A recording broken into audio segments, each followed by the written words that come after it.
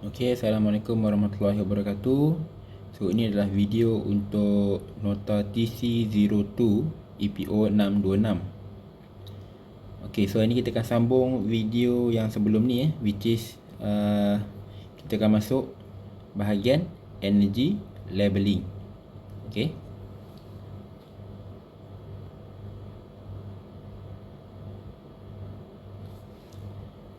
Okay, what is labeling? Labeling implements a national symbol of energy efficiency on electrical product.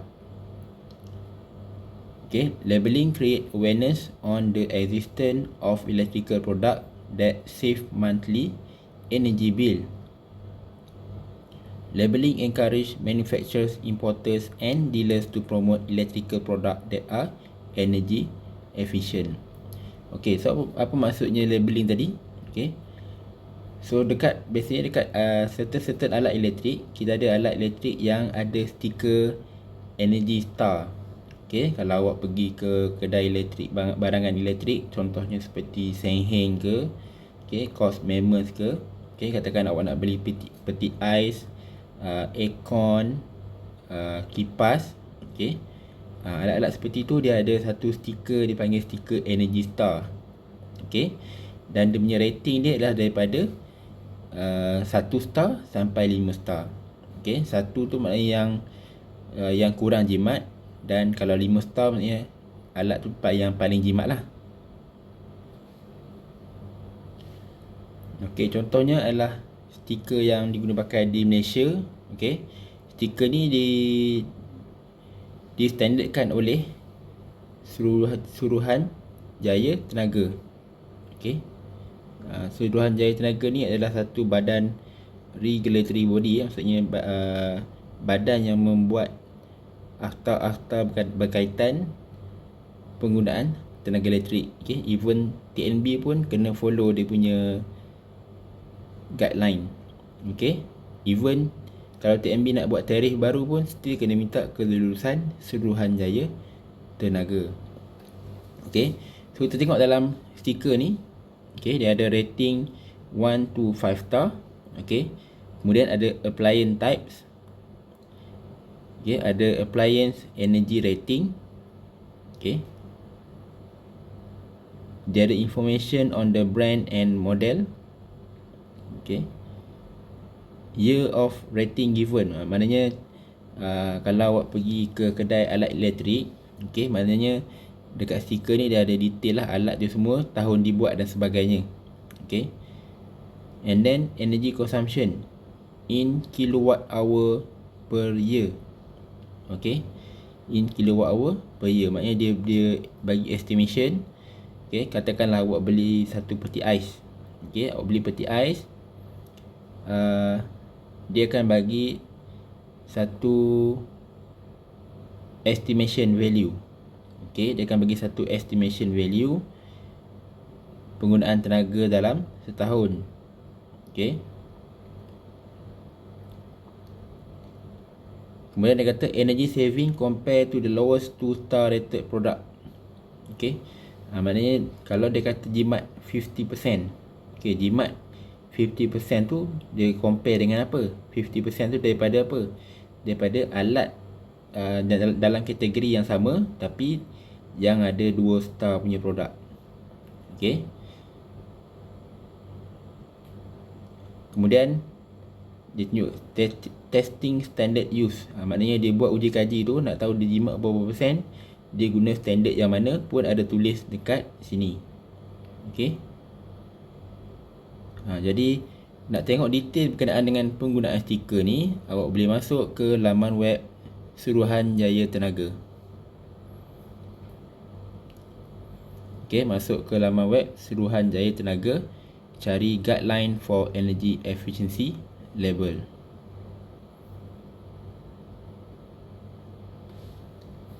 Okay, the next slide, labeling for industrial motors. Okay, so yang ni mungkin agak teknikal untuk awak ingat, tapi just untuk pengetahuan awak je lah. Okay, so electric motor became the first equipment identified for the labeling program in Malaysia. A working committee was set up in the Energy Commission adopted a scheme by European Committee of Manufacture of Electrical Machinery and Power Electronics. Okay. Jadi motor macam ni banyak diguna pakai, especially dalam kilang-kilang dan juga industri. Okay. Termasuklah motor kalau yang guna dekat exhaust fan dan sebagainya, semuanya lebih kurang berbentuk macam ni lah. Dia ada sambungan satu fasa dan ada sambungan 3 fasa. Okay. So mungkin untuk awak perkataan satu fasa single phase ataupun 3 phase tu masih baru. Okay, sebab awak bukan daripada technical punya field. Okay. So bila engineer nak propose sesuatu motor untuk dipasang pada projek-projek tertentu, okay, dia akan tengok grade motor tu.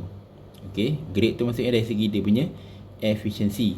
Okay, kalau motor tu grade dia EFF1, bermakna dia adalah high efficiency motor. Jadi maknanya motor ni dia kurang losses. Jadi orang kata macam jimat elektrik lah.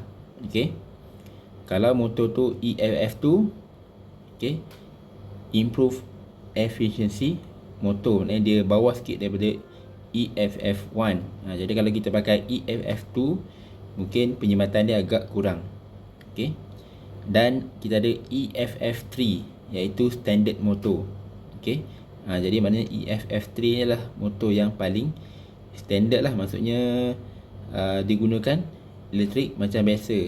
Okay. Dia tak adalah jimat macam EFF1.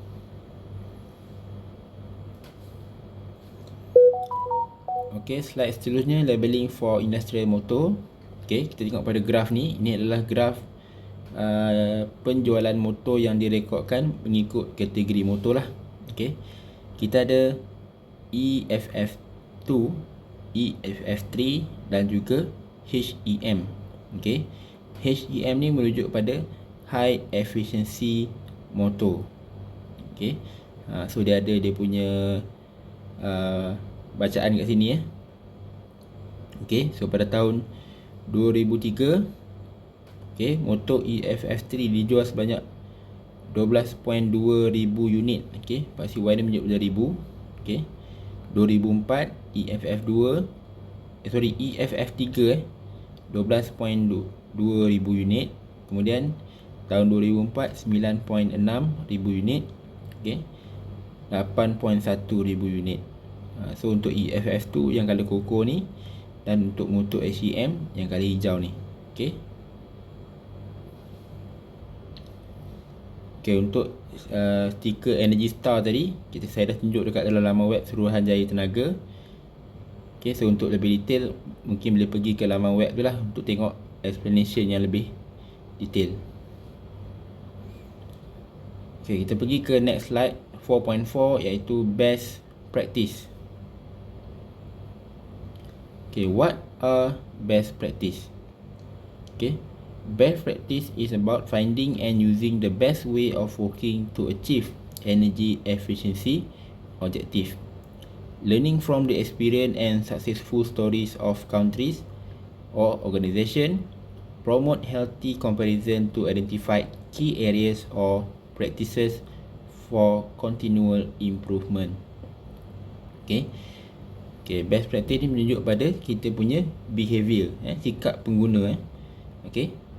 So kita nak cari cara yang terbaik apabila kita gunakan sesuatu alat elektrik tu, okay, supaya kita dapat mengurangkan penggunaan tenaga tapi tidak mengurangkan kita punya output. Okay. So contohnya, okay, paling mudah, okay, katakan kita kerja pejabat. Okay, kita kerja pejabat. Okay, pada waktu tengah hari kita keluar makan, kita keluar rehat. Okay, so pada waktu tu sepatutnya kita tutup lampu dan kita letakkan kita punya komputer dalam keadaan sleep mode.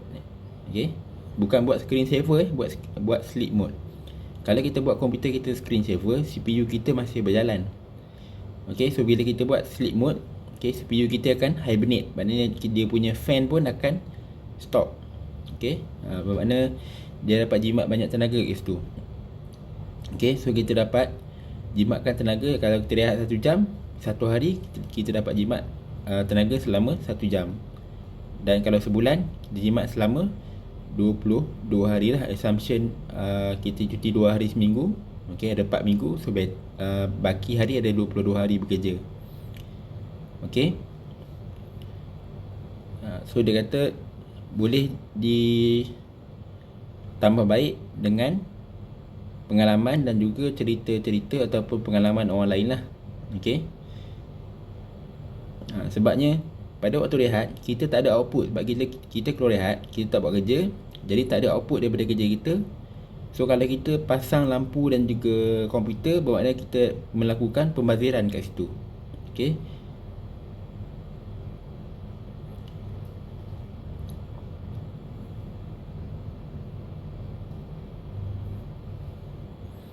Okey, seterusnya kita tengok untuk langkah-langkah penjimatan. Okay, the Japanese experience. Okay, so promotion of energy efficiency and conservation in Japan. Okay, so dia ada beberapa pihak yang terlibat kat sini. Pihak pertama government. Okay, pihak kedua ialah industry association. Okay, dan juga bahagian researchers. Okay, so contohnya untuk government, macam mana dia nak promote energy efficiency ni. Okay, yang pertama dia akan buat satu policy. Okay, and dia buat juga law and regulation. Maknanya semua rakyat Jepun kena follow polisi dan juga regulation yang dibuat berkaitan dengan akta untuk energy efficiency. Okay, kemudian dari segi industrial association ataupun company-company yang ada, so kena make sure top management ambil tahu tentang energy efficiency. Okey, bermakna dia punya bos-bos dia kena take note dan kena encourage dia punya staff-staff bawahan, okey, middle management, okey, engineer dan workers untuk apply energy efficiency practice dalam kerja harian. Okey, selain daripada itu, okey, daripada law dan regulation tadi, government boleh bagi contoh insentif. Okey, bermakna untuk company-company ataupun untuk bangunan-bangunan yang nak pergi ke arah energy efficiency. Okey, katakanlah bangunan tu dia nak pasang lampu LED dan juga sistem yang lebih efisien. Jadi company tersebut boleh daftarkan dia punya kerja renovation tu, okey, dan boleh claim insentif daripada government. Okey, contohnya dia pasang lampu, dia beli alat ni, mungkin alat tu, jika alat tu jatuh pada kategori 5-star rating, dia dapat dikecualikan daripada membayar cukai untuk alat-alat tersebut. Okey, itu adalah contoh insentif. Okey, yang kedua, daripada regulation juga, okay, government boleh mewajibkan adanya seorang energy manager dekat dalam sesuatu facilities. Okey, seperti yang ada dekat Malaysia lah. Okey, seperti yang ada dekat Malaysia. Okey, contoh kalau dekat Malaysia ni, regulation yang dipakai untuk sistem ni ialah Energy Management Electrical and Regulation 2008, okey, ataupun EMIR 2008, yang mana dia mewajibkan lantikan seorang Registered Electrical Energy Manager ataupun kita panggil REM. Okey, jadi dia perlu melantik seorang REM jika company ataupun fasiliti tersebut menggunakan lebih daripada 3 juta kWh selama tempoh 6 bulan. Okey, dan tugas energy manager ni adalah untuk melaporkan penggunaan tenaga bangunan tersebut kepada Suruhanjaya Tenaga setiap 6 bulan. Okey, itu yang ada di Malaysia lah. Okey, kemudian judgement criteria.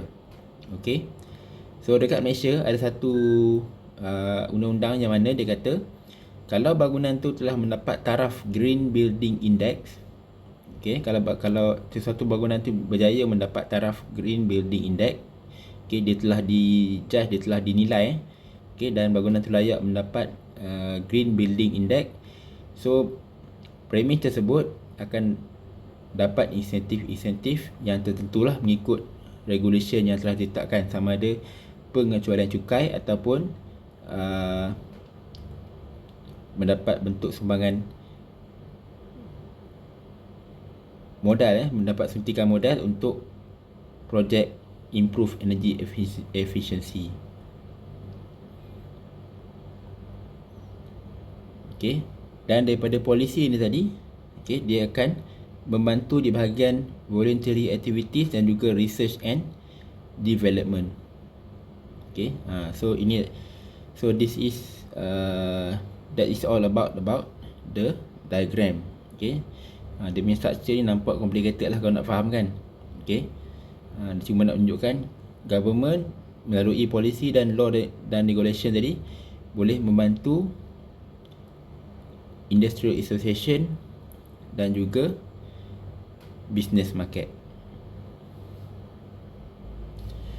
Okay, the next slide berkenaan dengan Japanese experience menunjukkan primary energy consumption, okay, daripada tahun 1973 up to 2005. Okay, so ini dia equivalentkan bersamaan untuk ton oil equivalent, okay, /billion yen. So maknanya kos dan juga penggunaan tenaga dia daripada tahun 73 hingga tahun 2005.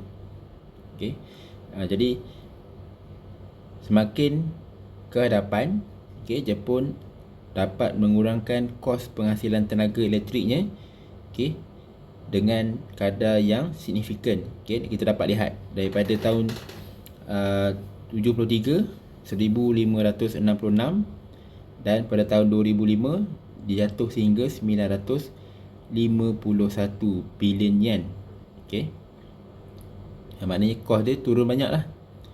Okey, sebab di Jepun, kita tahu negara Jepun ni adalah sebuah negara yang penuh dengan teknologi-teknologi baru. Okey, even negara dia ada stesen jana kuasa lah, stesen nuklear, stesen nuklear untuk menjana kuasa elektrik. Okey, jadi